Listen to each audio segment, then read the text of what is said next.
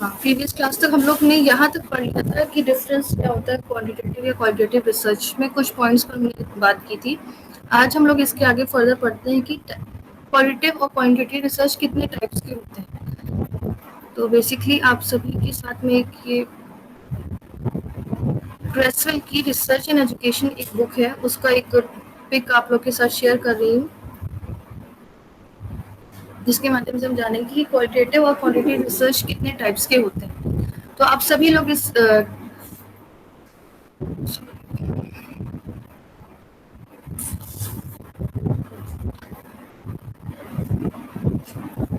आप सभी लोग इस पिक्चर में देख सकते हैं कि quantitative research designs, qualitative research designs और कंबाइंड क्वांटिटेटिव या क्वालिटेटिव रिसर्च डिजाइन एक पिक्चर के थ्रू यहाँ पर दिखाया गया है बेसिकली। तो सबसे पहले हम लोग बात करते हैं क्वांटिटेटिव रिसर्च डिजाइंस की। क्वांटिटेटिव रिसर्च डिजाइंस यानी जिनमें जो हमें जो सैंपल से हम अपना डेटा कलेक्ट करते हैं उसका नेचर कैसा होता है, न्यूमेरिक होता है।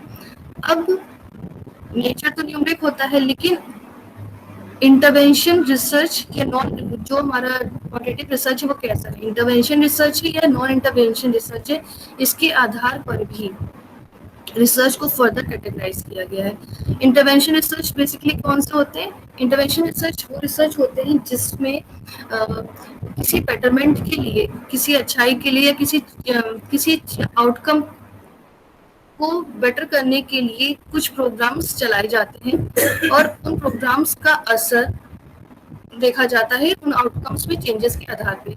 जैसे कि इसको इस तरह से समझ सकते हैं इंटरवेंशन रिसर्च को कि आप सभी जैसे मान लीजिए कोई क्लास है, ठीक है, एक क्लास में कोई जैसे एक नया कोई टीचिंग मेथड्स डेवलप हुआ है जिसके कि बहुत ही अच्छे रिजल्ट्स आ रहे हैं, जिसकी अगर उस टीचिंग मेथड्स के थ्रू हम अपने स्टूडेंट्स को पढ़ाएं तो देखा जा रहा है कि उसमें बच्चों का एकेडमिक अचीवमेंट काफ़ी अच्छा हो रहा है।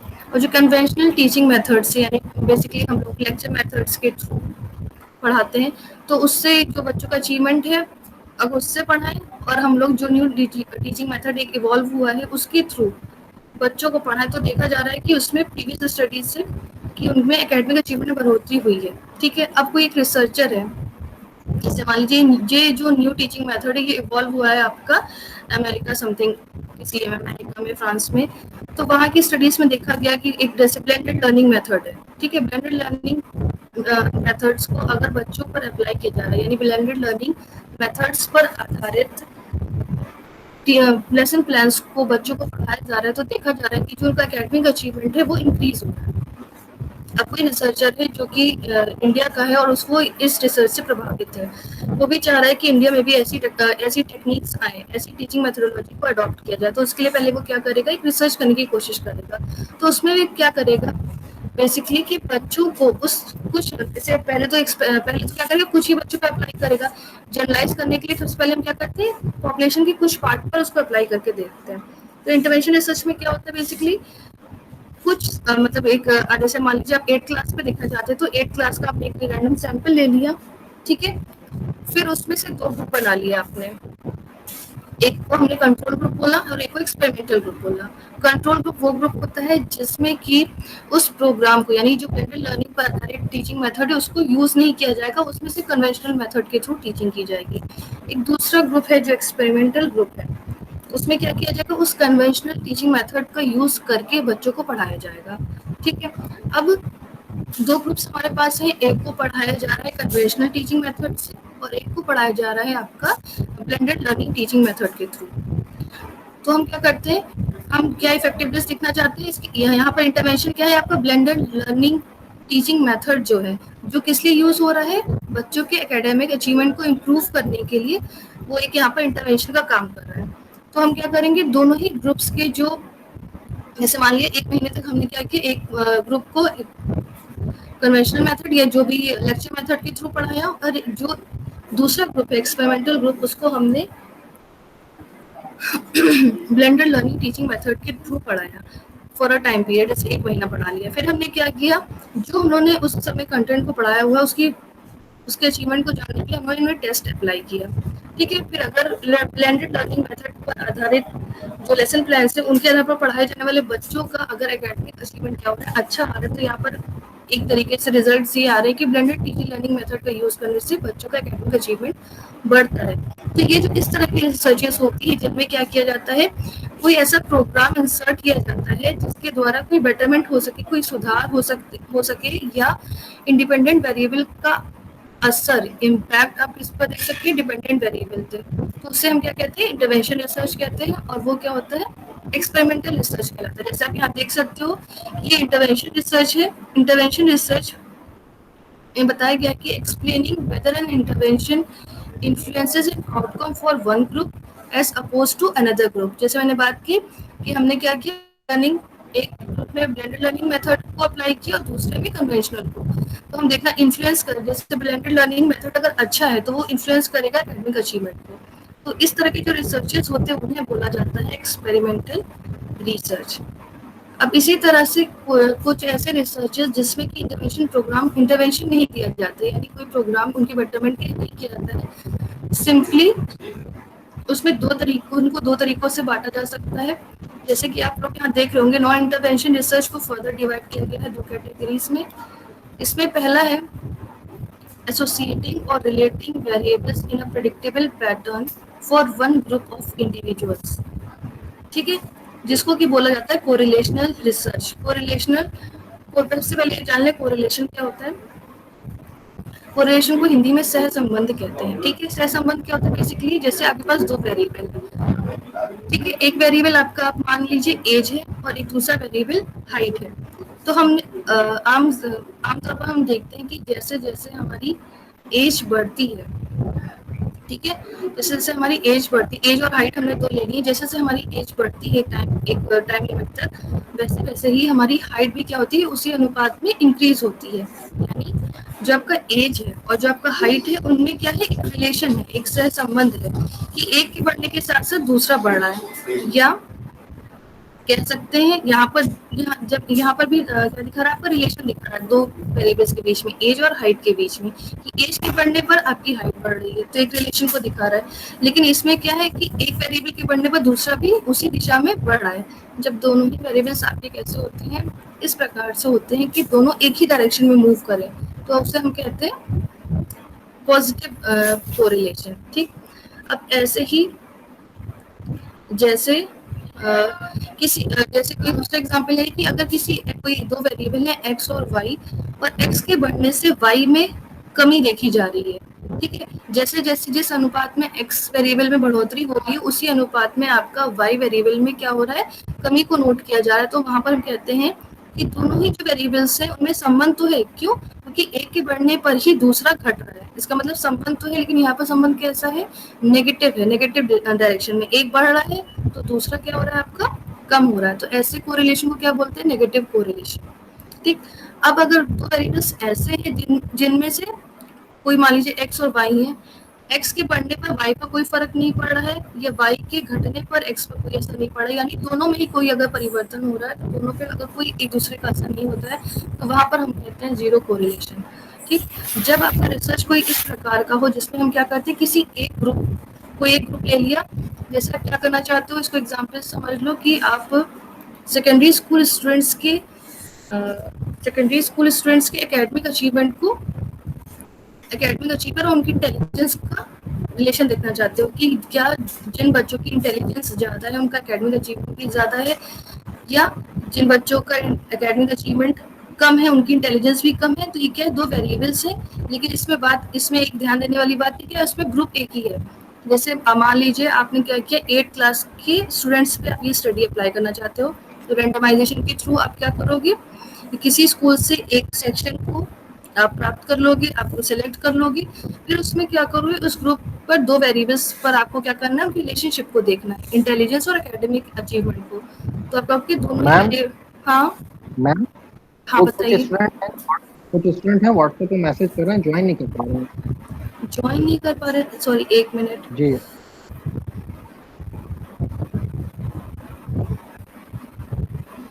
आलोक सिंह, ओके ओके,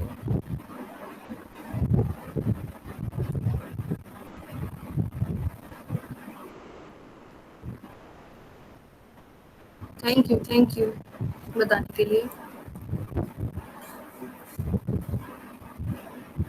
एक्चुअली कुछ प्रॉब्लम होगी, लेट में उससे चलिए।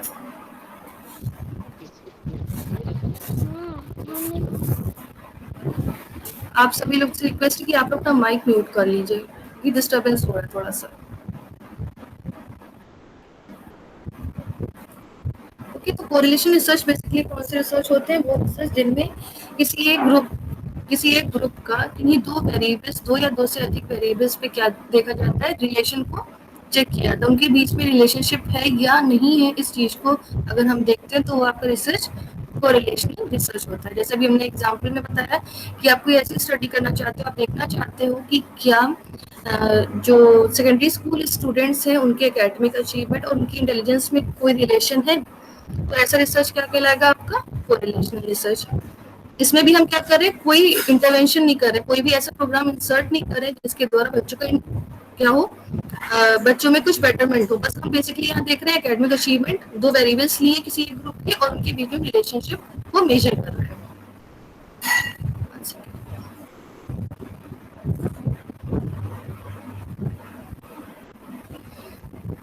इसी तरह दूसरा एक नॉन इंटरवेंशन रिसर्च आप लोग देख रहे होंगे। आप लोग को जो पिक्चर है या पीपीटी है क्लियरली विजिबल है? जी मैम। छोटा में है मैडम। नहीं मैम। अब विजिबल है? हाँ अब आ रहा है, लेकिन पूरा क्लियर नहीं आ रहा है। ये थोड़ा सा मैंने पिक क्लिक हाँ अब की क्लियर है। आया मैडम, लैंडस्लाइड करने के बाद पोर्ट्रेट लैंडस्लाइड करने पर आ रहा है। अच्छा ठीक है ठीक है, तो आप यहाँ से देख सकते हो कि जी बिल्कुल मैडम, दिख रहा है, बिल्कुल क्लियर दिख रहा है। क्लियर दिख रहा है, क्लियर ओके दिख रहा है। अब क्लियर दिख रहा है, अब क्लियर दिख रहा है। ठीक, आप सभी लोग इसको अपने लैंडस्केप बोर्ड पे लगा लो, अगर मोबाइल यूज कर रहे हो तो शायद सही, अच्छा थोड़ा ठीक दिखाई देगा। ये क्रेसवेल की बुक है, उससे मैंने एक ये पिक ली हुई है। आप लोग देखना चाहोगे तो क्रेसवेल की बुक से देख सकते हो। आप सभी लोग को एक इन्फॉर्मेशन देना चाहूंगी कि अगर आप लोग बुक्स पढ़ते हो या बुक्स अच्छी बुक्स आप लोग को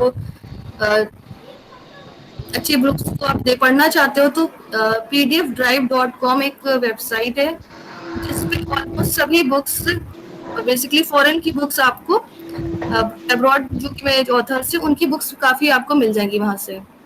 तो आप pdfdrive.com पे जाके अपने सभी कंसर्न सब्जेक्ट से रिलेटेड बुक्स वहां पर डाउनलोड कर सकते हो। ठीक है, तो हम लोग बात करते हैं नॉन इंटरवेंशन रिसर्च की। तो एक हमने देखा कि एक ऐसा रिसर्च जिसमें आप अगर किसी एक ग्रुप पे दो वेरिएबल्स, किसी एक ग्रुप पर किसी एक ग्रुप को आपने सेलेक्ट किया और उसके दो वेरिएबल्स पे या दो से अधिक वेरिएबल्स पे भी आप क्या करना चाहते हो, रिलेशनशिप देखना चाहते हो, तो वो आपका कोरिलेशनल रिसर्च होगा। यानी एक वेरिएबल के घटने या बढ़ने से दूसरे पे क्या इफेक्ट पड़ता है, ये हम जानने की कोशिश करते हैं। दूसरा नॉन इंटरवेंशन ही रिसर्च है, एक सर्वे रिसर्च, तो आप लोग यहाँ देख रहे होगे। आप लोग ना प्लीज माइक म्यूट कर दो।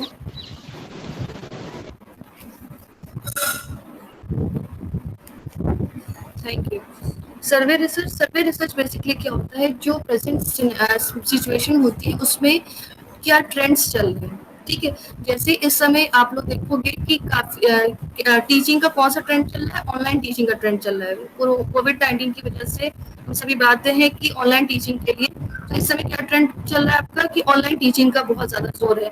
आप लोग देख रहे होगे, आप लोग सेमिनार अटेंड करते होगे, तो सबसे ज्यादा इस समय अगर सेमिनार्स की बात की जाए तो आपका नेशनल एजुकेशन पॉलिसी एक आई है, आप लोग सभी लोग जानते होंगे। तो अभी क्या ट्रेंड चल रहा है कि अगर हम लोग सर्वे करना चाहें, हम लोग देखना चाहें कि अभी ऐसा कौन सा टॉपिक है जो बहुत ज्यादा सेमिनार का आकर्षण का केंद्र बना हुआ है, तो हम देख सकते हैं कि सबसे ज्यादा एनईपी बना हुआ है, या फिर सबसे ज्यादा कोविड 19 की वजह से क्या क्या चेंजेस आए, इस पर सेमिनार्स हो रहे हैं। तो बेसिकली सर्वे रिसर्च में क्या देखते हैं हम, करंट सिचुएशन में, प्रेजेंट सिचुएशन में ट्रेंड्स क्या है, कह सकते हैं क्या फैशन चला है। जैसे एक आप लोग देख सकते हो कि सर्वे रिसर्च बेसिकली में जैसे होता है कि आजकल सभी बच्चे बहुत ज़्यादा सोशल नेटवर्किंग साइट्स को यूज़ कर रहे हैं। ठीक है, अगर आप एजुकेशन के छात्र हो और आप कोई ऐसा सोशल नेटवर्किंग साइट्स पर आधारित कोई रिसर्च करना चाहते हो और जानना चाहते हो कि बच्चे जो स्टूडेंट्स हैं वो आज के समय में अपने एजुकेशनल नीड्स को पूरा करने के लिए कौन कौन सी सोशल नेटवर्किंग साइट्स का यूज ज्यादा करते हैं, तो जब अगर हम इस तरह का रिसर्च करते हैं जिसके थ्रू हम क्या करते हैं किसी प्रेजेंट सिचुएशन में किसी करंट ट्रेंड को जानने की कोशिश करते हैं। यहाँ पर हम किस ट्रेंड को जानने की कोशिश कर रहे हैं कि इस समय बच्चे जो हैं वो अपने एजुकेशनल नीड्स को पूरा करने के लिए, अपने एजुकेशन ऑब्जेक्टिव्स को पूरा करने के लिए किन किन साइट्स पर जाना पसंद करते हैं। तो हम एक क्या कर सकते हैं, एक क्वेश्चनर को फॉर्म कर सकते हैं, एक क्वेश्चनर एक प्रश्नावली का निर्माण कर सकते हैं और उसके आधार पे हम लोगों के विचारों को जान सकते हैं कि आजकल किन किन नेटवर्किंग साइट्स का यूज बहुत ज्यादा एजुकेशनल बेनिफिट के लिए किया सकता है। तो ये बात थी क्वांटिटेटिव रिसर्च की। तो क्वांटिटेटिव रिसर्च दो तरह के होते हैं, intervention research, non intervention research. Intervention research basically जिसमें किसी प्रोग्राम को इंसर्ट किया जाता है उसके इफेक्ट को देखने के लिए, जो जिसको हम कहते हैं एक्सपेरिमेंटल रिसर्च। इन सब के बारे में हम लोग डिटेल में आगे पढ़ेंगे जब हम लोग डिस्क्रिप्टिव जब आपके फर्दर नॉन एक्सपेरिमेंटल रिसर्च और एक्सपेरिमेंटल रिसर्च पढ़ेंगे।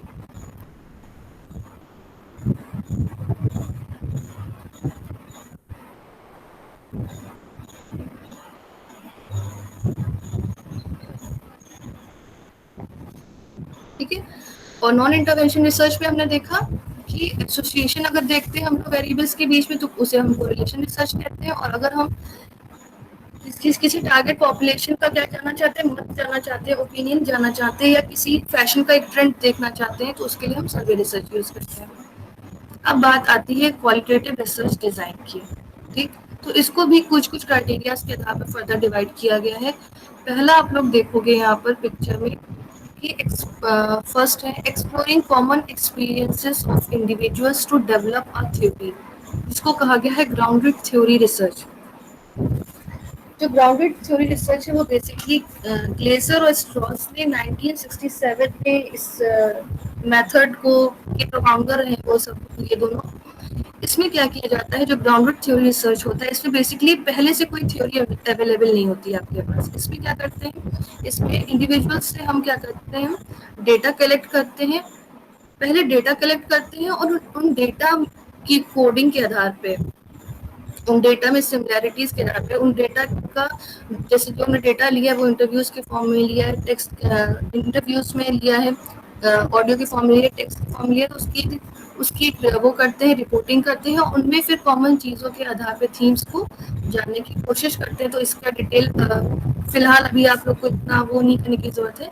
तो ग्राउंड थ्योरी रिसर्च में बेसिकली आप ये जान लो कि इसमें क्या किया जाता है, डेटा के आधार पर एक पर्टिकुलर सैंपल से आप डेटा कलेक्ट करते हो, उस डेटा के आधार पे ही थ्योरी का निर्माण होता है। ग्राउंडेड थ्योरी रिसर्च को ग्राउंडेड इसलिए बोला गया है क्योंकि इसमें जो थ्योरी होती है वो किस में ग्राउंड होती है, बेसिकली आपके डेटा जो आपको मिला है सैंपल से उसमें। ठीक है, इसमें पहले से थ्योरी आपकी जनरेट नहीं होती, आप थ्योरी जनरेट करते हो। सेकेंड आपका है एथनोग्राफिक रिसर्च। एथनोग्राफिक रिसर्च में क्या किया जाता है, exploring the shared culture of a group of people. Ethnographic research जो आपका है बेसिकली एंथ्रोपोलॉजी से आया है। इसमें क्या किया जाता है, एथनोग्राफिक को अगर हम देखे जाए तो दो वर्ड्स हैं, एथनोग्राफी। एथनो का मतलब होता है पीपल, लोग, और ग्राफिक का मतलब होता है राइटिंग। तो बेसिकली एथनोग्राफिक रिसर्च में क्या किया जाता है, कल्चर राइटिंग की जाती है। कल्चर राइटिंग का मतलब किसी एक पर्टिकुलर कल्चर के लोगों का डीपली ऑब्जर्वेशन किया जाता है। कभी कभी तो उन कल्चर जो एक कोई स्पेसिफिक कल्चर जिसकी रिसर्चर स्टडी करना चाहता है उसका क्या करता है, एक खुद भी एक पार्ट बन जाता है। जैसे अगर कोई ऐसा कोई ट्राइब पीपल है, कोई ट्राइब्स हैं जिनके बारे में हमें अभी तक ज्ञात नहीं है और उनके बारे में कोई रिसर्चर जानना चाहता है कि वो किस तरह से आजकल चूंकि दुनिया बहुत तेजी से बदल रही है तो वो कैसे सर्वाइवल उनका हो रहा है, तो उसको जानने के लिए वो क्या कर सकते हैं, उसी रूप में वेशभूषा को धारण करके उन्हीं के साथ इस प्रकार से रहते हैं कि वो उन सभी को, जैसे अगर आप लोग उनके साथ उनके पास चले जाओ, उनसे डायरेक्ट डेटा कलेक्ट करने की कोशिश करो तो वो मुश्किल होता है। ठीक है, तो एथनोग्राफी रिसर्च में बेसिकली क्या होता है, किसी एक कल्चर की स्पेसिफिक कल्चर के लोगों के बारे में जानने के लिए डीप स्टडी की जाती है। और इसमें बेसिकली क्या होता है, दोनों ही तरह के ऑब्जर्वेशंस किए जाते हैं, पार्टिसिपेंट ऑब्जर्वेशन भी की जाती है और नॉन पार्टिसिपेंट ऑब्जर्वेशन भी किए जाते हैं। पार्टिसिपेंट ऑब्जर्वेशंस वो होते हैं जिसमें जो रिसर्चर होता है वो सक्रिय भूमिका निभाता है, यानी वो उनके साथ इन्वॉल्व होता है। और नॉन पार्टिसिपेंट ऑब्जर्वेशंस क्या होते हैं, जिसमें वो डायरेक्टली पार्टिसिपेट नहीं करता है। वो जैसे उसने क्या किया, जहाँ पर भी उस कल्चर के पर्टिकुलर लोग रह रहे हैं वहाँ पर उसने कैमरा यूज कर लिया, कैमरे के थ्रू वो उनकी दिनचर्या को देख रहा है, उनको ऑब्जर्व कर रहा है। तो इस तरीके में नॉन पार्टिसिपेंट ऑब्जर्वेशन होते हैं। तो एथनोग्राफिक जो रिसर्च होता है बेसिकली उसमें किसी पर्टिकुलर कल्चर, किसी स्पेसिफिक कल्चर के लोगों की स्टडी करने के लिए, डीपली स्टडी करने के लिए यूज किया जाता है। नेक्स्ट आपका है नैरेटिव रिसर्च। नैरेटिव रिसर्च क्या होता है, exploring individual stories to describe the lives of people.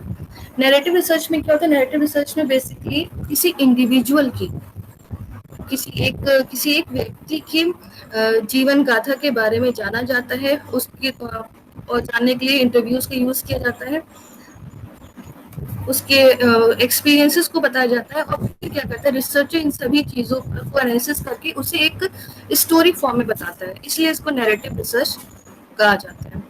इसके बाद बात आती है आपकी कंबाइंड रिसर्च डिजाइन की। कंबाइंड रिसर्च डिजाइन क्या होते हैं, बेसिकली अगर कोई ऐसा रिसर्च हो जिसमें कि क्वालिटेटिव रिसर्च और क्वांटिटेटिव रिसर्च दोनों ही अप्रोचेस को यूज किया जाए, तो आपका मिक्स्ड मेथड रिसर्च कहलाते हैं। मिक्स मेथड रिसर्च को अगर हम थोड़ा सा देखना चाहें यहाँ पर, तो combining quantitative and qualitative data to best understand and explain a research problem. ठीक है, आप इसको एक उदाहरण से समझ सकते हो, जैसे कोई एक जैसे कि हाँ, जैसे आपको क्या करना है, जैसे मान लीजिए आप आपका स्टडी ये है कि आप स्कूल्स में फैसिलिटीज को देखना चाहते हो कि स्कूल में गवर्नमेंट के द्वारा जो फैसिलिटीज दी जा रही हैं वो किस तरह की हैं या उनका स्टेटस कैसा है। आपका ये थीम है, रिसर्च का ये थीम है, और आप क्या करना चाहते हो, डेटा कलेक्ट करना चाहते हो। तो बेसिकली जब आप जाओगे किसी भी स्कूल्स में, वहाँ के प्रिंसिपल से मिलोगे, तो और उनके सामने अपना क्वेश्चन रखोगे जिसमें लिखा होगा कि आपके पास कौन कौन सी फैसिलिटीज है, तो वहां पर क्या होगा, कोई भी प्रिंसिपल, कोई भी हेड या कोई भी जो अथॉरिटेटिव पोजीशन होगा वो कभी नहीं कहेगा कि उसके पास वो पर्टिकुलर सुविधा नहीं है। वो सिंपली क्या करेंगे, पेन लिखाएंगे और सब में जो भी मार्क्स सबसे अच्छा दिखा रहा होगा डिग्री को, वो उस पर टिक कर देंगे। तो ऐसे में क्या होगा, आपको ट्रू डेटा नहीं मिल पाएगा। ठीक है, तो यहाँ पर क्या किया, उसने क्वेश्चनर दिया, क्वेश्चनर में लिखा, जैसे मान लीजिए कि हमारे यहाँ ग्राउंड की सुविधा बहुत अच्छी है, और इसको रेटिंग इसके लिए बना दिया क्या नाम है, डिसएग्री, एग्री, नॉट एग्री, इस तरह से करके 5 जो आपके रेटिंग स्केल्स होते हैं उस तरह से बना लिया उसने। ठीक है, तो जो आपका प्रिंसिपल होगा या कोई भी टीचर्स वहाँ के होंगे, तो वो कोई भी नहीं चाहेगा कि उसके इंस्टीट्यूशन के बारे में बुरी बात बाहर जाए या कोई भी ऐसी बात बाहर जाए जिससे उसके नुकसान हो। तो सारे ऐसे पॉइंट्स पे ही टिक करेंगे जिसपे आपको ज्यादा मार्क्स मिल रहे हैं। तो उस केस में क्या होगा, आप पर्टिकुलर या वो अगर उनको लगेगा कि थोड़ा सा भी अच्छी कंडीशन में, तो उसको वो बेहतर कंडीशन में दिखाएंगे। जैसे अगर उसको 3 मार्क्स मिलने चाहिए तो उसको 5 मार्क्स दे देंगे। तो इस केस में क्या होगा, आपका ट्रू रिजल्ट आप नहीं निकाल पाओगे। तो इस केस में आप क्या कर सकते हो, एक तो जो भी उनके प्रिंसिपल्स हैं, जो अथॉरिटेटिव पोजीशन पे, उनसे आप डेटा कलेक्ट करोगे, प्लस आप क्या कर सकते हो, उनसे रिक्वेस्ट कर सकते हो कि सर एक बार क्या मैं इस पूरे उसको ऑब्जर्व कर सकता हूँ, मैं भी देखना चाहता हूँ कैसे क्या है। तो वो आपको परमिशन दे सकते हैं। तो आप क्या करोगे, एक तो आपने क्या किया, क्वेश्चनर के थ्रू क्वांटिटेटिव मेथड यूज कर लिया, उसमें उन्होंने बता दिया, और प्लस आपने ऑब्जर्वेशन कर लिया, पार्टिसिपेंट ऑब्जर्वेशन कर लिया, तो वहां से आपको क्वालिटेटिव डेटा मिल गया। आपने बच्चों से इंटरव्यू ले लिया, क्योंकि बच्चे तो हमेशा सच बोलते हैं। आप बच्चों से पूछोगे तो वो एकदम सही जवाब दे देंगे कि यहाँ पर वॉशरूम की व्यवस्था है कि नहीं है, बच्चों को बुक्स पढ़ने को मिलती है, लाइब्रेरी की व्यवस्था है, तो बच्चे बहुत अच्छे से आपको इंटरव्यू के थ्रू बता देंगे। तो आपके पास क्या आ गया, क्वांटिटेटिव रिसर्च भी, क्वांटिटेटिव डेटा भी आ गया और क्वालिटेटिव डेटा भी आ गया। और इन दोनों को कंबाइन करके जब आप अपना फाइंडिंग्स निकालोगे तो वो बहुत ही अच्छी रहेंगी। तो बेसिकली मिक्स मेथड रिसर्च इसीलिए बहुत ज़्यादा आजकल यूज़ किए जा रहे हैं। फिर आप लोगों ने सुना होगा नाम एक्शन रिसर्च का, इसके बारे में भी हम आगे बात करेंगे, लेकिन एक बार हल्का से यहाँ देख लेते हैं।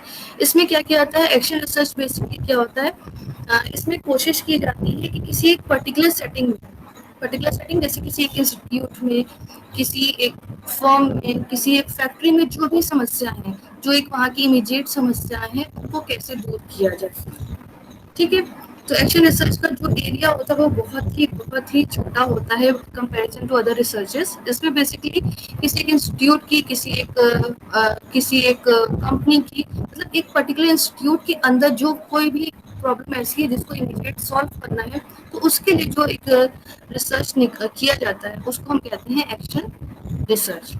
तो यहाँ तक हमारा बात थी कि क्वालिटेटिव रिसर्च डिजाइंस कौन कौन सी होती हैं और क्वांटिटेटिव रिसर्च डिजाइंस कौन कौन सी होती हैं और किन परिस्थितियों में हमें कौन सी रिसर्च डिजाइन को यूज करना चाहिए। तो अभी जितनी स्टडीज बताई, अगर किसी को कोई क्वेरी है तो वो पूछ सकता है, इसके बाद हम लोग आगे बढ़ते हैं।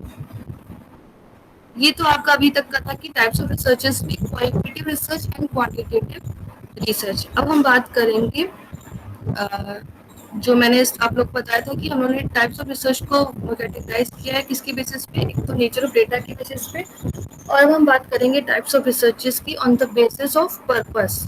हमारा रिसर्च करने का उद्देश्य क्या है, हमारा रिसर्च करने का पर्पस क्या है, हम क्यों रिसर्च कर रहे हैं, इसके आधार पे जो आपके रिसर्च है उसको बेसिकली 4 भागों में बांटा गया है। इसको आप यहाँ से देख सकते हो। यहाँ पर on the basis of purpose, यानी जो भी अब रिसर्चर जो रिसर्च कर रहा है उसको कोई पर्पस है। हम सभी का रिसर्च हम कर रहे हैं तो हमारा एक पर्पस है कि हम किस लिए रिसर्च करना चाह रहे हैं। ठीक है, तो उस उद्देश्य के आधार पे बेसिकली 4 प्रकार के रिसर्च बताए गए हैं। Fundamental research, applied research, action research, evaluation research. या फंडामेंटल रिसर्च को आप बेसिक रिसर्च या प्योर रिसर्च भी कह सकते हो। ठीक है, जो मूलभूत अनुसंधान होते हैं। अप्लाइड रिसर्च अनुप्रयुक्त अनुसंधान, एक्शन रिसर्च क्रिया अनुसंधान, और इवैल्यूएशन रिसर्च मूल्यांकन अनुसंधान। अब हम लोग एक एक करके सब पे बात करेंगे। तो सबसे पहले हम लोग बात करते हैं फंडामेंटल रिसर्च की। आप में से किसी को इसके बारे में थोड़ी सी भी जानकारी है कि फंडामेंटल रिसर्च क्या होते हैं? कुछ आइडिया?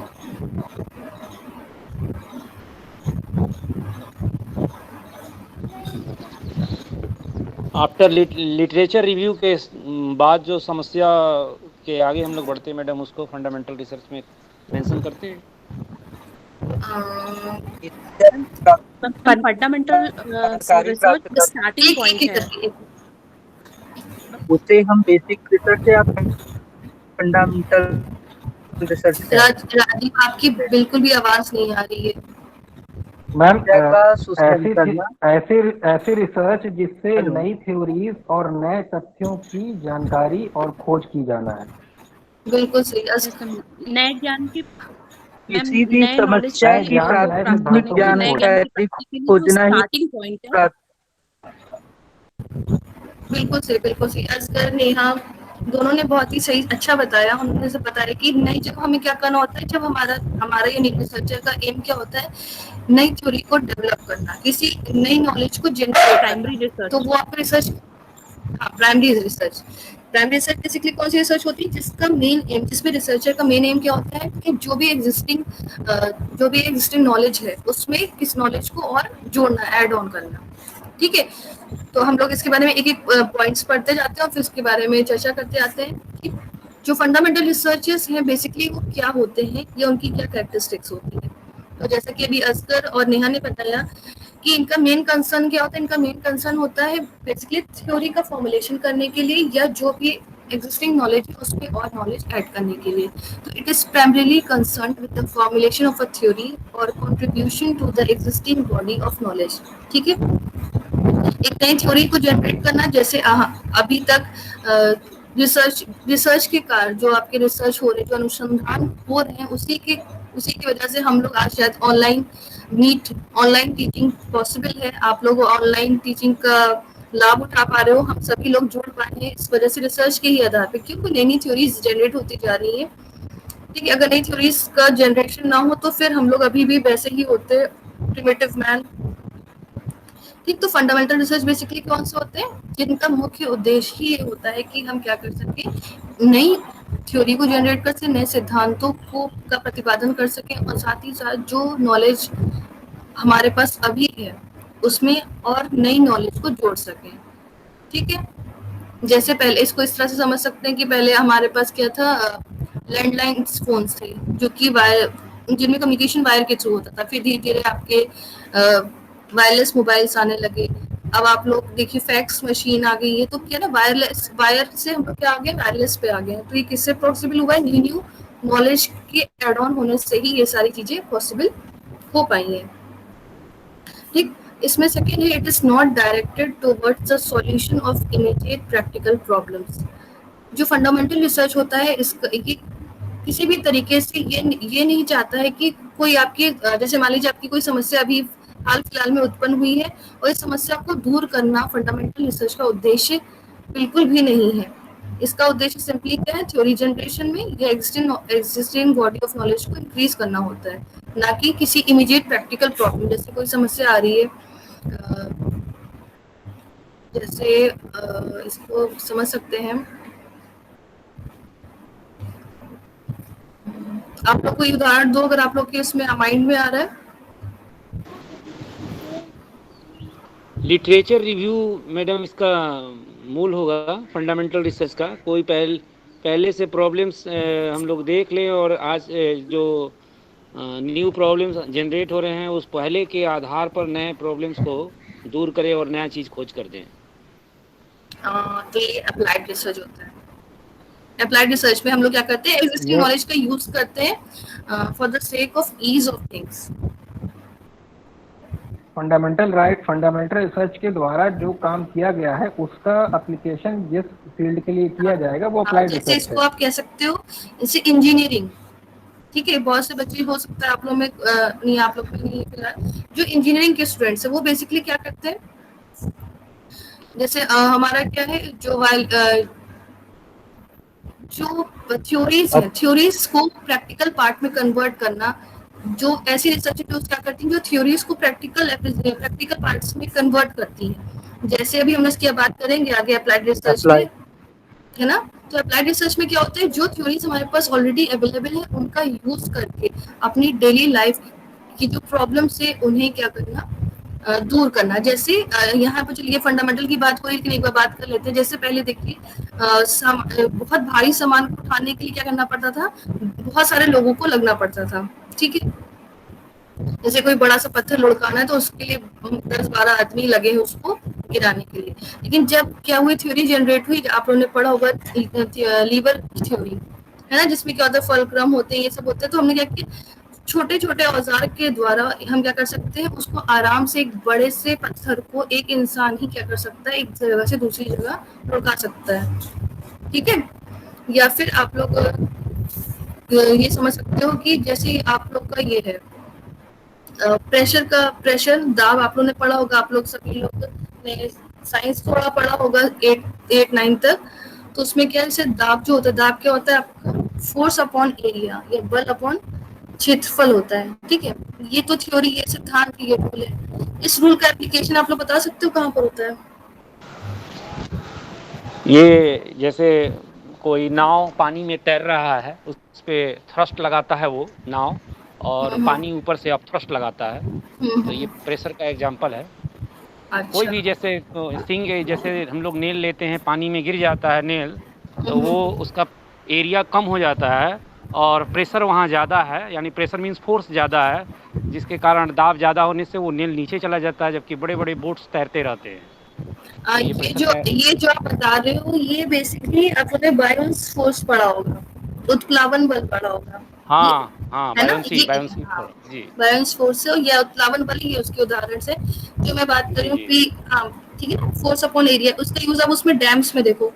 कभी डैम्स में अगर आपने स्ट्रक्चर देखा होगा तो क्या होता है, ऊपर की जो जैसे डैम्स जो बने होते हैं वो ऊपर से नीचे की तरफ आते समय चौड़े होते जाते हैं। ठीक है, ऐसा इसलिए होता है क्योंकि जैसे जैसे आप लोग को पता होगा कि जो प्रेशर होता है वो हाइट के साथ बढ़ता चला जाता है। ठीक है, अब जैसे जैसे हम जैसे पानी, आप लोग डैम में क्या होता है, पानी बेसिकली स्टोर होता है ना, तो जैसे जैसे हाइट क्या होती है, बढ़ती जाती है, नीचे की तरफ प्रेशर भी बढ़ता जाता है। उस प्रेशर को ही कम करने के लिए क्या करते हैं, एरिया को बढ़ा देते हैं। ठीक है, जैसे आप इसको अगर ध्यान से देखो कि प्रेशर क्या आपका फोर्स अपॉन एरिया है। ठीक है, तो प्रेशर को कम करने के लिए हम क्या कर सकते हैं, एरिया को अगर ज्यादा कर दें। ठीक है, क्योंकि जो आपका प्रेशर है वो क्या है, इनवर्सली प्रोपोर्शनल है एरिया के, यानी अगर P बराबर है F/A है, ठीक है। आप ऐसा समझो मैथमेटिकली कि अगर हमें P की वैल्यू कम लानी है तो हमें नीचे वाला पार्ट यानी जो एरिया है उसको क्या करना पड़ेगा, इंक्रीज करना पड़ेगा, बढ़ाना पड़ेगा, है ना। तो इसीलिए क्या है ना, तो इसीलिए हम क्या करते हैं, जो डैम्स की जो दीवारें होती है वो आप कभी देखना बुक्स में, छोटे बच्चों की बुक्स में होती है जो पढ़ाया जाता है दाब, तो वो हमेशा नीचे जब नीचे की ओर आती है तो उनका क्या होता है, एरिया बढ़ा दिया जाता है ताकि वो क्या कर सके, प्रेशर को झेल सके, वरना डैम टूट सकता है। तो ये चीज है वो अप्लाइड रिसर्च है, ठीक है। बांध को मजबूती से बनाए रखने के लिए, पानी को रोकने के लिए, ताकि पानी को रोकने में सक्षम हो सके डैम, तो यहाँ पर किस सिद्धांत का यूज किया गया, P is equal to F/A। P is equal to F/A क्या है, फंडामेंटल रिसर्च है। इसका यूज जब डैम बनाने में किया गया ताकि क्या कर सके, बाढ़ ना आए गांव में, पानी को अच्छे से रोका जा सके, तो यहाँ पर क्या हो गया, अप्लाइड रिसर्च हो गया। तो मुझे लग रहा है काफी लोगों को समझ में आ गया होगा कि बेसिकली फंडामेंटल रिसर्च और अप्लाइड रिसर्च क्या है, ठीक है। फंडामेंटल रिसर्च बेसिकली इस बात से उसका ध्यान होता है उसमें कि किस तरीके से हम नई नॉलेज को जनरेट करें। अब वो नई नॉलेज समाज के लिए यूजफुल है या नहीं, इस पर इसका फोकस नहीं होता है, ठीक है। तो फंडामेंटल रिसर्च में जैसे लिखा हुआ है, it has little concern for the application of the findings और social usefulness of the findings, यानी अगर कोई न्यू नॉलेज जनरेट हुई है, किसी रिसर्चर ने कोई न्यू नॉलेज प्राप्त की है, तो वो सोसाइटी के लिए यूजफुल है या नहीं है, इस पर ध्यान नहीं रखा जाता है बेसिकली फंडामेंटल रिसर्च में, ठीक है। और एक बात ये भी है कि जो फंडामेंटल रिसर्च के थ्रू जो रूल्स, जो थ्योरीज जनरेट होती हैं, जो रूल्स डेवलप होते हैं, उनकी वैलिडिटी क्या होती है, यूनिवर्सल होती है। यूनिवर्सल वैलिडिटी मतलब कि वो पूरे विश्व में सच माने जाते हैं या सत्य होते हैं। कैसे, आपको इसको इस उदाहरण से समझ सकते हो, जैसे कि इस पर बात भी होती है, जो ग्रेविटेशनल फोर्स है, ठीक है। ग्रेविटेशनल फोर्स है तो क्या करता है, जो पृथ्वी है, पृथ्वी सभी क्या करती है, सभी वस्तुओं को अपनी केंद्र की ओर, अपने सेंटर की ओर क्या करती है, अट्रैक्ट करती है। यही कारण है कि अगर हम कोई भी चीज ऊपर फेंकते हैं तो वो क्या होती है, नीचे की तरफ आती है, ठीक है। ऐसा क्यों है, जो आपका ग्रेविटेशनल फोर्स है उसकी वजह से, ठीक। अब अगर आप इंडिया में हो तो भी ये जो ग्रेविटेशनल फोर्स का जो कॉन्सेप्ट है वो सत्य होगा। आप अमेरिका में हो तो भी होगा, फ्रांस में हो, जर्मनी में हो, नेपाल में हो, कहीं पर भी हो, आप कोई भी वस्तु पर फेंकोगे तो वो नीचे होगी। तो ये क्या फंडामेंटल रिसर्च थी, जो आपका ग्रेविटेशनल फोर्स था वो एक फंडामेंटल रिसर्च थी। और इसीलिए फंडामेंटल रिसर्च के थ्रू जो फाइंडिंग्स आती हैं उसकी क्या होती है, जो वैलिडिटी होती है, जो वैधता होती है, जो मान्यता होती है, वो यूनिवर्सल होती है, यानी हर जगह उसकी मान्यता होती है। यानी जैसे आप द्रव्यमान आप लोगों ने पढ़ा होगा, मास और वेट में आप लोग अंतर जानते हैं? यस मैम, वेट mg होता है और मास केवल मास होता है वो। हाँ, ठीक है। तो क्या है, जो मास है, तो मास है, जैसे मास से क्या है, आपका आप कहीं भी चले जाओ, आप यहाँ धरती पे रहो, आप मून पे जाओ, तो मास तो हमेशा सेम रहेगा, ठीक है। जो मास का कॉन्सेप्ट है, जो मास का जो कॉन्सेप्ट है वो सभी, वो एक जो भी इसको किसी ने जाना होगा तो फंडामेंटल रिसर्च ही होगा।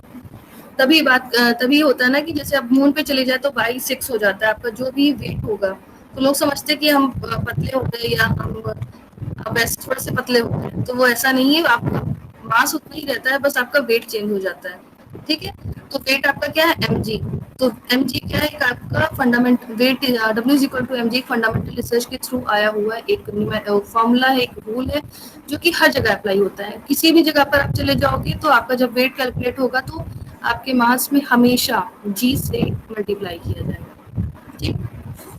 जो फंडामेंटल रिसर्च होते हैं, जैसे हमने बताया स्टार्टिंग में ही कि रिसर्च का एक सिस्टमैटिक प्रोसेस है जिसमें क्या किया जाता है, सॉल्यूशन को ढूंढने के लिए किसी प्रोसेस को कोई एक सीक्वेंस प्रोसेस को अप्लाई किया जाता है और फिर अपने जो भी लक्ष्य है वहां तक पहुंचा जाता है। तो जो आपका फंडामेंटल रिसर्च होता है उसमें जो मेथोडोलॉजी होती है, जो प्रोसेस होता है वो बहुत ही स्ट्रिक्ट होता है, बहुत ही स्ट्रिक्ट होता है, ठीक है। इसमें थोड़ा सा भी डेविएशन अगर हम करेंगे तो हमारी रिसर्च खराब हो सकती है। नेक्स्ट क्या है, the motivation in case of basic research is the desire to know something. जैसे फंडामेंटल रिसर्च की कोई भी रिसर्च फंडामेंटल रिसर्च क्यों करेगा, इसके पीछे सिर्फ और सिर्फ एक ही कारण है, वो ये कि अगर वो किसी नई चीज को जानना चाहता है, अगर हम किसी चीज को जानना चाहते हैं तो जो मतलब किसी चीज को जानने के लिए जो मोटिवेशन है वो आपकी फंडामेंटल रिसर्च को प्रेरित करता है। फंडामेंटल रिसर्च के पीछे एक ही कारण है, किसी नई चीज को जानने का। कोई भी रिसर्च जो कि ऐसा है जो नई चीजों को जानना चाहता है तो वो फंडामेंटल रिसर्च को कंडक्ट करता है। इसके एग्जाम्पल्स आपको बताई दिए, जैसे लॉज ऑफ मोशन है, ग्रेविटेशनल फोर्स पे बात हुई गई। जैसे आप कोई भी पृथ्वी क्या है, पृथ्वी का जो केंद्र हर चीज को आकर्षित। अब हम लॉज और इसी तरह से लॉज ऑफ मोशन है, वो क्या है आपकी फंडामेंटल रिसर्च है जो न्यूटन्स ने दिए थे अपने एक्सपेरिमेंट्स के थ्रू। लॉज ऑफ मोशन की जो वैलिडिटी है वो पूरे संसार में सत्य है, ट्रुथ है। ठीक है, तो इसी के साथ हम लोग आगे बढ़ते हैं नेक्स्ट पे, अप्लाइड रिसर्च। जैसे अभी इसके पर बात हो भी चुकी है, लेकिन फिर भी हम लोग थोड़ा सा देख लेते हैं कि अप्लाइड रिसर्च क्या है। Applied research directed towards the solution of immediate specific and practical problems. ठीक है, अब अप्लाइड रिसर्च को आप लोग इस तरह से देख सकते हो, जैसे अभी मैंने बात की जो लीवर का जो कॉन्सेप्ट है, जिसमें क्या होता है आपके 3 पॉइंट्स होते हैं। 3 पॉइंट्स के आधार पे हम कोई बड़ी से बड़ी वस्तुओं को किस प्रकार से क्या कर सकते हैं, उन्हें आगे पीछे एक जगह से दूसरी जगह ले जा सकते हैं, या किसी चीज को आसानी से आप जो आपका सीजर है वो भी क्या है, लिवर का ही उदाहरण है। वो किसी चीज को काटने के लिए पहले दिक्कत होती थी, लेकिन फिर क्या किया गया, सीजर का निर्माण किया गया। उसने क्या किया, जो किसी चीज को अगर वो काटना छाटना है तो उसकी समस्या को उसने किया। इसी तरह से इसको आप इस तरह से समझ सकते हो, जो एनर्जी कंजर्वेशन का लॉ है। ठीक है, एनर्जी कंजर्वेशन का लॉ ये बोलता है कि जो एनर्जी है वो कभी भी वेस्ट नहीं होती है, बल्कि क्या होता है, उसका एक कह सकते हैं एक रूप से दूसरे रूप में स्थानांतरण होता है। इसी लॉस का यूज करके क्या करते हैं, इसी लॉस का यूज करके हमें डिफरेंट अप्लायंसेस बनाए गए हैं। जैसे कि जो आपका बल्ब है, बल्ब में क्या होता है, इलेक्ट्रिकल एनर्जी को हम क्या करते हैं, फोटो एनर्जी में कन्वर्ट करते हैं। तो यहाँ पर क्या हो रहा है कि जो फंडामेंटल रिसर्च क्या है कि एनर्जी कंजर्वेशन लॉ की एनर्जी कभी भी वेस्ट नहीं होती, उसे कभी भी समाप्त नहीं किया जा सकता, बल्कि वो एक रूप से दूसरे रूप में परिवर्तित हो जाती है। तो ये आपको फंडामेंटल रिसर्च के द्वारा पाया गया एक सिद्धांत है। इस सिद्धांत का यूज हम डिफरेंट जगह करते हैं, जिसको आप कह सकते हो सोलर पैनल में। इससे बिजली की समस्या होती है। ठीक है, गांव वगैरह में अब तो काफी कुछ हो गया, लेकिन वहां पर भी लाइट की समस्या होती, तो इस लाइट की समस्या की क्या इमीडिएट प्रॉब्लम है। गांव में आपको सिंचाई करनी है और भी बहुत सारे काम है। ठीक है, उनके लिए इलेक्ट्रिसिटी की आवश्यकता होती है, पानी पाना है आपको, ये सब करना है तो उसके लिए पानी की आवश्यकता है, या और भी बहुत सारे काम है, तो उसके लिए आपको इलेक्ट्रिसिटी चाहिए। ठीक है, अब चूंकि गांव में यहाँ पर इतना अभी सुविधा नहीं है कि आपके पोल्स वगैरह हो, तो फिर क्या किया जा रहा है, सोलर पैनल के थ्रू क्या क्या सोलर एनर्जी को स्टोर किया जाता है, और फिर उस मैकेनिक जो आपकी सोलर एनर्जी है उसको बैटरी में क्या किया जाता है, स्टोर किया जाता है। फिर उसी एनर्जी को दूसरी एनर्जीज में कन्वर्ट किया जाता है, डिफरेंट फॉर्म्स में। जैसे जो सोलर एनर्जी है, अगर आप उसके द्वारा बल्ब को जला रहे हो तो क्या हो रहा है, आपका घर में लाइट आ रही है, आपको जैसे कह सकते हैं जो अंधेरे की समस्या है वो दूर हो गई।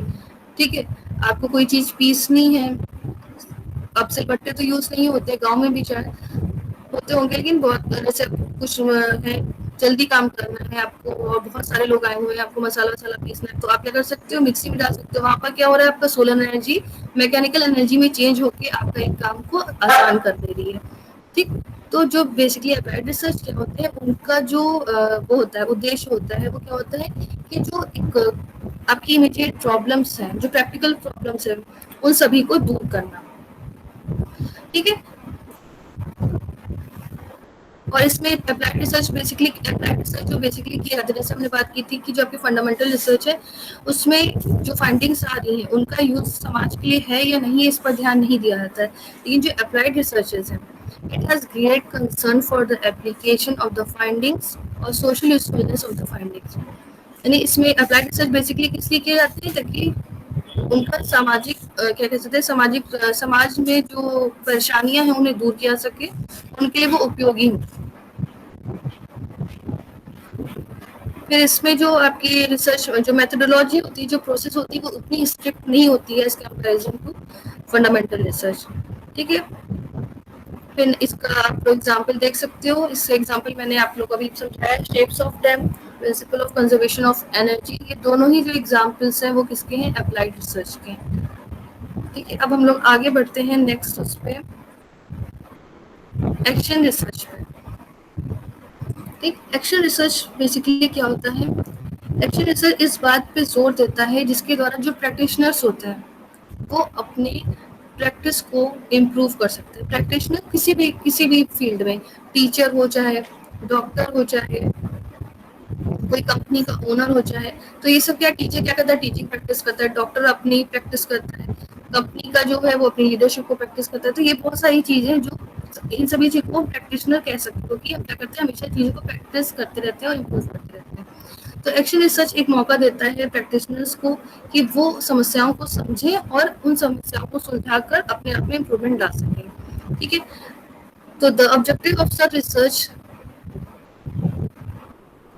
इस जो ये होता है, जो आपका एक्शन रिसर्च है, बेसिकली अगर टीचर को एग्जांपल लिया जाए तो ये क्या करता है, टीचर्स की जो क्लासरूम में वो जिन भी प्रैक्टिसेस को कंडक्ट करता है उन प्रैक्टिसेस में सुधार लाने की वो कोशिश करता है। इस टाइप की जो, इसको एक्शन रिसर्च बेसिकली क्यों कहा गया, क्योंकि इसमें ज्यादा फोकस, इसमें जो फोकस होता है वो एक्शन पे होता है, यहाँ पर प्रैक्टिकल वर्ड्स पे ज्यादा जोर दिया जाता है।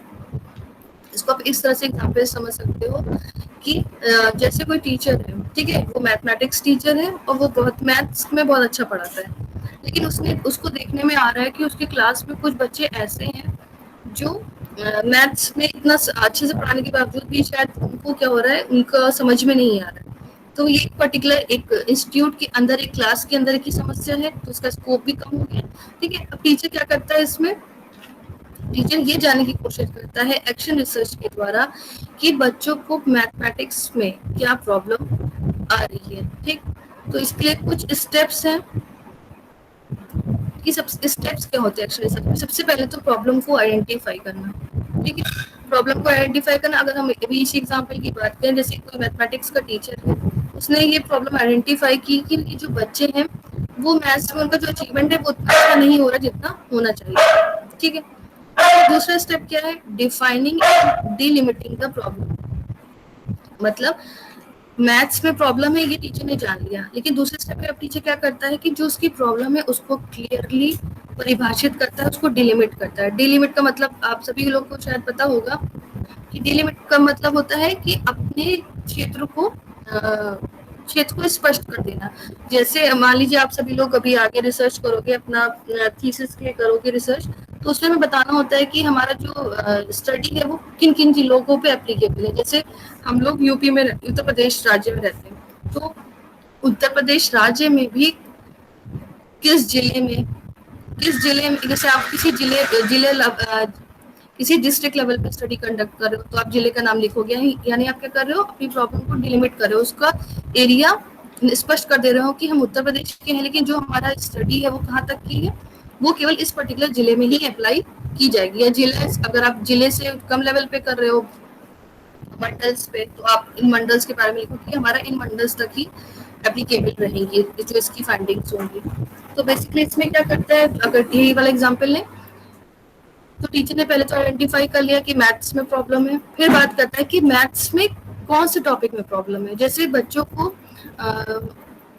डेसिमल नंबर्स में प्रॉब्लम आ रही है, उन्हें डेसिमल नंबर्स पे एडिशन करने में, सब्सट्रैक्शन करने में, डिवीजन करने में, इन सब में प्रॉब्लम आ रही है। यहाँ पर उसने क्या किया, मैथ्स पहले प्रॉब्लम ये आइडेंटिफाई कर लिया कि मैथ्स में प्रॉब्लम है, फिर उसने क्या किया, अपनी प्रॉब्लम को डिलिमिट कर दिया और डिफाइन कर दिया कि बच्चों को पर्टिकुलर किस में प्रॉब्लम है। डेसिमल नंबर्स में जो फंडामेंटल ये ऑपरेशन से अप्लाई करते हैं उसमें प्रॉब्लम है। फिर क्या करता है तीसरे स्टेप में, analysing the cause of the problem, वो जानने की कोशिश करता है ये प्रॉब्लम किस वजह से आ रही है। तो डेसिमल नंबर की जो प्रॉब्लम्स है उसके कारण क्या है।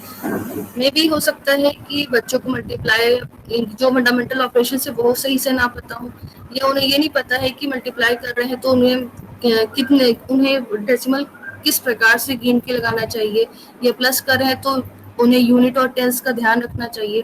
तो ये सारे काफी प्रॉब्लम से। फिर क्या करता है आपका टीचर, फॉर्मुलेटिंग एक्शन हाइपोथेसिस। अब इन जो आपके प्रॉब्लम्स के कॉजेस पता चले, इन्हें दूर करने के लिए वो क्या करता है, हाइपोथेसिस का निर्माण करता है। हाइपोथेसिस बेसिकली क्या होते हैं, आपके टेंटेटिव सॉल्यूशंस होते हैं। ठीक है, किसी भी समस्या के समाधान के लिए, जैसे मैंने किसी भी समस्या के समाधान के लिए कई सारे रास्ते हो सकते हैं जिसको आप सुलझा, जैसे मान लो आपके पास कोई प्रॉब्लम आई तो आप क्या सोचते हो, हाँ मैं इस चीज से सुलझा सकता हूँ, इसको इससे करा सकता हूँ, इससे करा सकता हूँ। तो आपके पास क्या, किसी प्रॉब्लम के लिए कुछ आपने एक कह सकते हैं एग्जैक्ट तो नहीं, लेकिन हाँ टेंटेटिव जिसे कहते हैं, एक इंटेलिजेंट गैस आपने लगा लिया कि हाँ इसी प्रॉब्लम इस पर्टिकुलर गैस के थ्रू खत्म हो सकती है। ठीक है, तो उसने एक्शन हाइपोथेसिस का निर्माण किया। फिर वो क्या करता है, इन हाइपोथेसिस को, जो इसने हाइपोथेसिस निर्माण किए हैं उसके क्या करता है, उन पर्टिकुलर हाइपोथेसिस को टेस्ट करता है। टेस्ट करने के लिए वो डेटा कलेक्शन करता है, और डेटा कलेक्शन के आधार पर फिर वो क्या करता है, कंक्लूजन्स ड्रॉ करता है। कंक्लूजन्स ड्रॉ करने का मतलब है कि जो हाइपोथेसिस को चेक करने के लिए उसने डेटा कलेक्ट किया है उन स्टूडेंट्स से, उस पर वो किसी स्टैटिस्टिकल टेक्निक्स को, जैसे मीन, स्टैंडर्ड डेविएशन, आपका टी टेस्ट है, एफ टेस्ट है, और बकायदा परसेंटाइल्स हैं, बहुत सारे स्टैटिस्टिकल टूल्स हैं जिनके आधार पे हम क्या करते हैं, डेटा से इंफॉर्मेशन को ड्रॉ आउट करते हैं। तो उनको स्टैटिस्टिकल टेक्निक्स अप्लाई करके फिर उसके आधार पर क्या करते हैं, वो कंक्लूजन निकालते हैं। और जो भी एक्शन हाइपोथेसिस सच साबित होती है तो हम समझ जाते हैं कि जो ये पर्टिकुलर प्रॉब्लम आई है उसको सुलझाने के लिए हमें ये हाइपोथेसिस जो अपनी सच हुई है उसको यही तरीके से उसको प्रॉब्लम को क्या करना चाहिए, रिजॉल्व करना चाहिए। फिर नेक्स्ट आपका इसी में आता है इवैल्यूएशन रिसर्च, जिसे हिंदी में मूल्यांकन अनुसंधान भी कहते हैं। ठीक है, जो इवैल्यूएशन रिसर्च है, आप लोग नाम से ही अच्छा पहले मैं जानूं कि इवैल्यूएशन क्या होता है, अगर आप लोग को पता हो तो कोई बता सकता है। इवैल्यूएशन किसे कहते हैं, मूल्यांकन क्या होता है?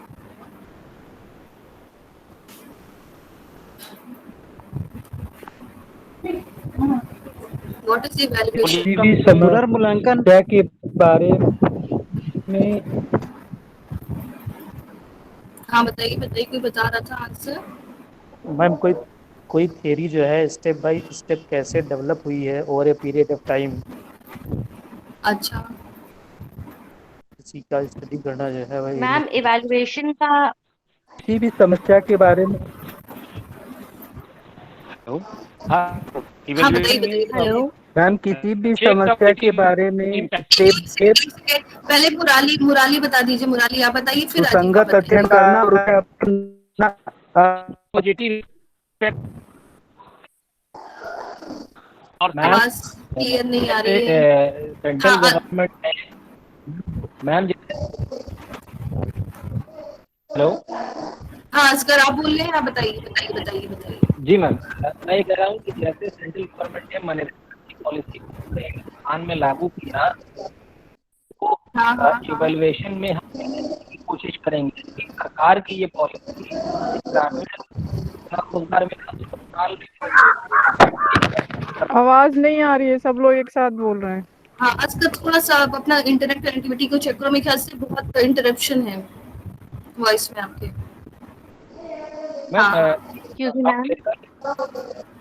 हाँ स्नेहा, बस सबको मौका मिलेगा, बस एक सेकंड। असगर आप पहले बात बताइए अपनी, फिर हम स्नेहा पे बात करेंगे। स्नेहा बात करेगी।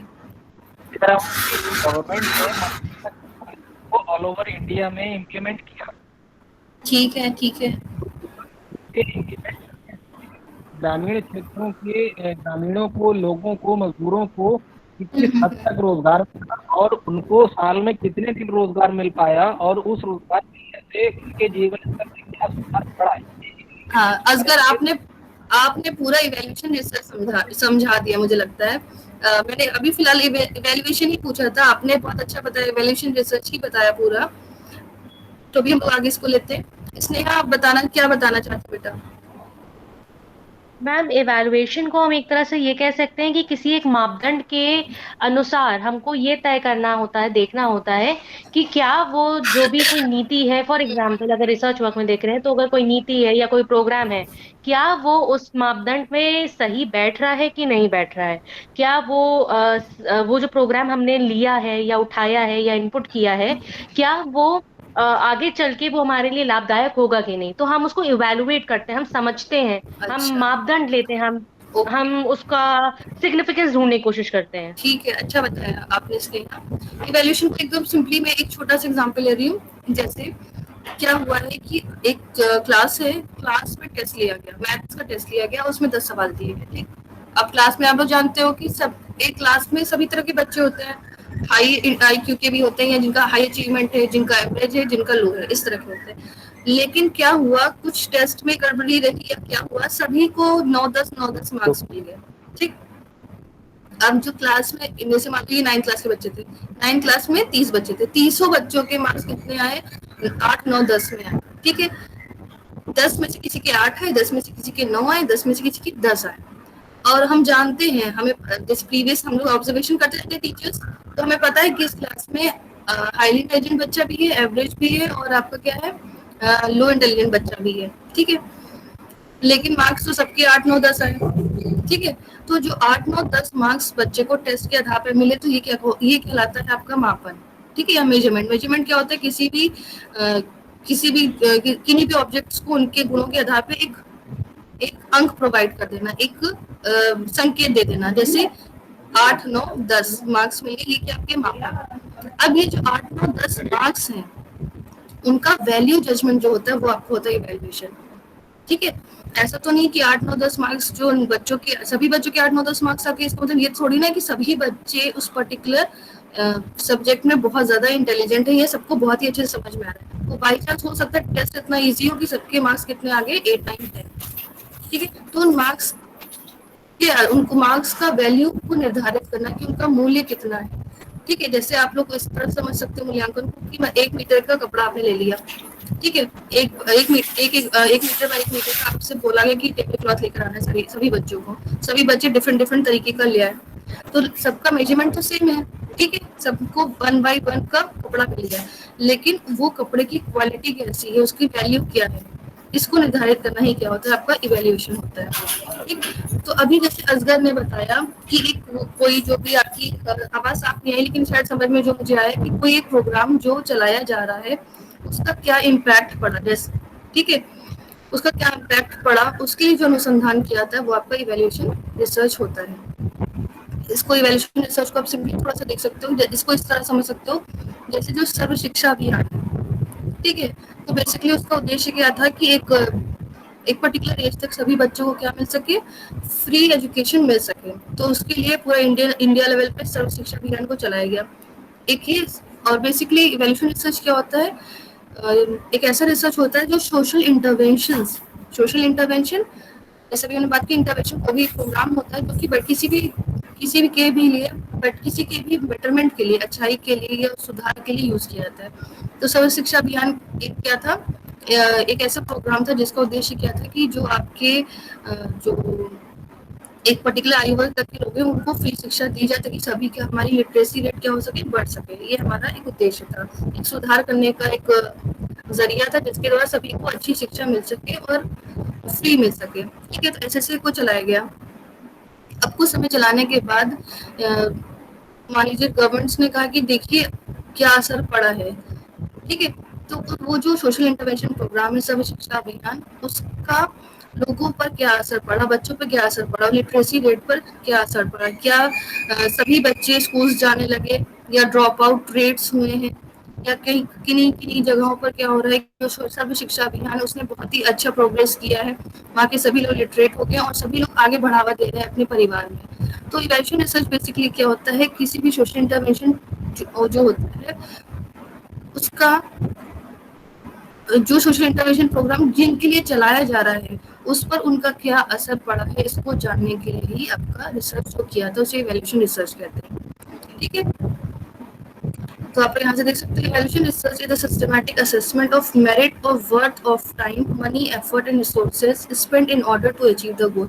जैसे सर्व शिक्षा अभियान का मेन उद्देश्य क्या है कि एक पर्टिकुलर आयु वर्ग के लोगों को फ्री की शिक्षा अवेलेबल कराना, ठीक है। अब इस उद्देश्य को पूर्ति करने के लिए बहुत सारा फंड लग रहा है, पैसा लग रहा है, बहुत से लोगों की मेहनत लग रही है, प्रयास लग रहे हैं, टीचर्स लग रहे हैं जो कि रिसोर्सेज हैं। तो इस पर्टिकुलर प्रोग्राम की अगर इफेक्टिवनेस को देखा जाए, इम्पैक्ट को देखा जाए और पाया जाए कि अगर ये प्रोग्राम अच्छा चल रहा है तब तो उस पर जो पैसा लगाया जा रहा है, जो एफर्ट लगाया जा रहा है, जो रिसोर्सेस लगाए जा रहे हैं तो उसको बढ़ाया जा सकता है। लेकिन अगर एसएसए ने किसी भी प्रकार की कोई प्रगति ही नहीं की है, उसका जो इम्पैक्ट है वो एकदम जीरो है मान लेते हैं, तो उस केस में हम क्या कहेंगे कि अब इस कोर्स जो आपका है, जो आपका इंटरवेंशन उसको बंद कर दिया जाए। क्यों?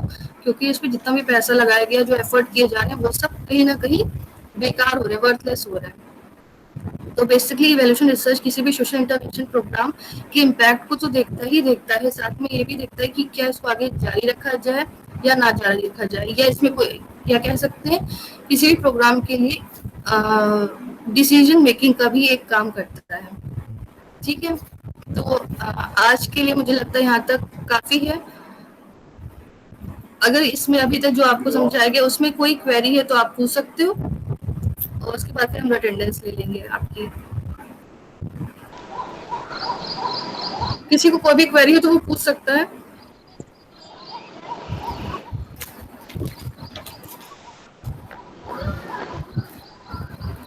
किसी को कोई क्वेरी नहीं है, ये भी अच्छी बात है,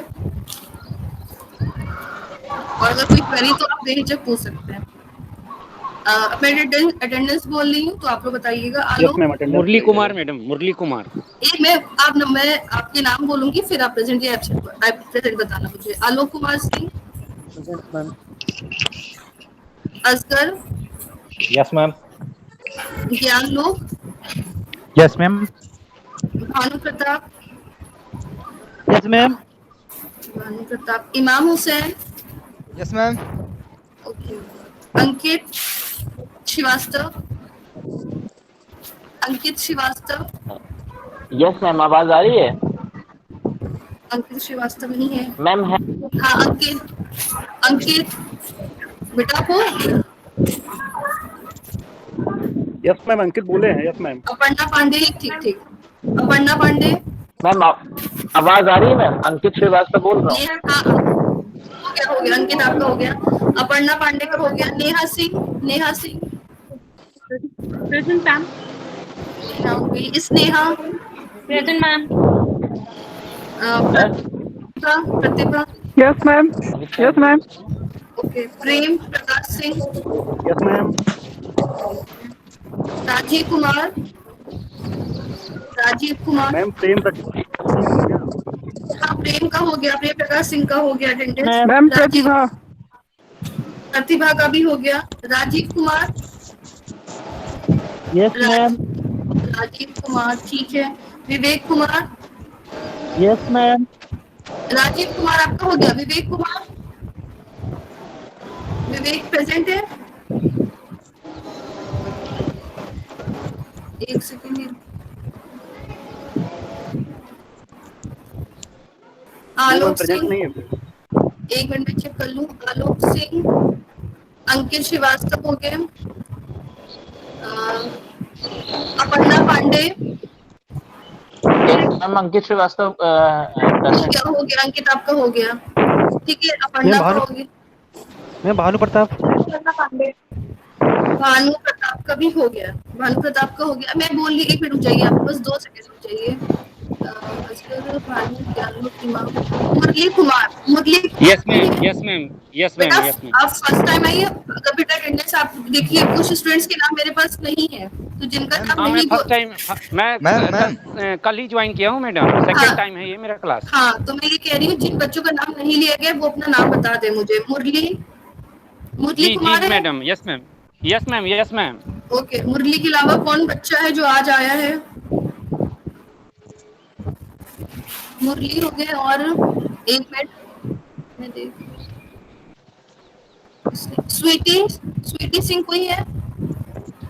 स्वीटी, प्रतिभा है मैम वो। मैम प्रतिभा जी का नाम है स्वीटी सिंह। अच्छा, ओके। मैम नेहा सिंह लगी। नेहा सिंह की लगी। बस एक सेकंड वेट, आप लोग रुक जाओ।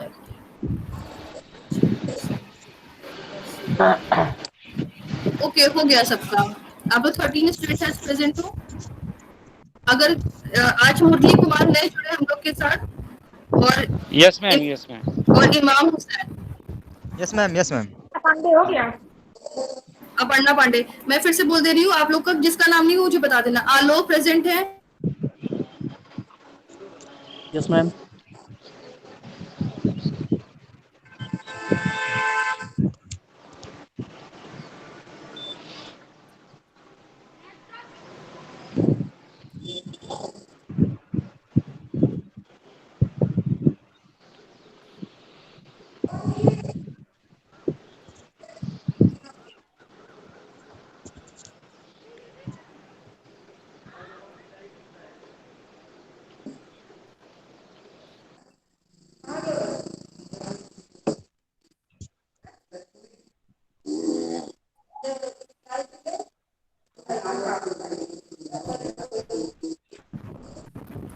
हाँ, मुरली कुमार के अलावा कोई स्टूडेंट है जो अच्छा है अटेंडेंस देने के लिए?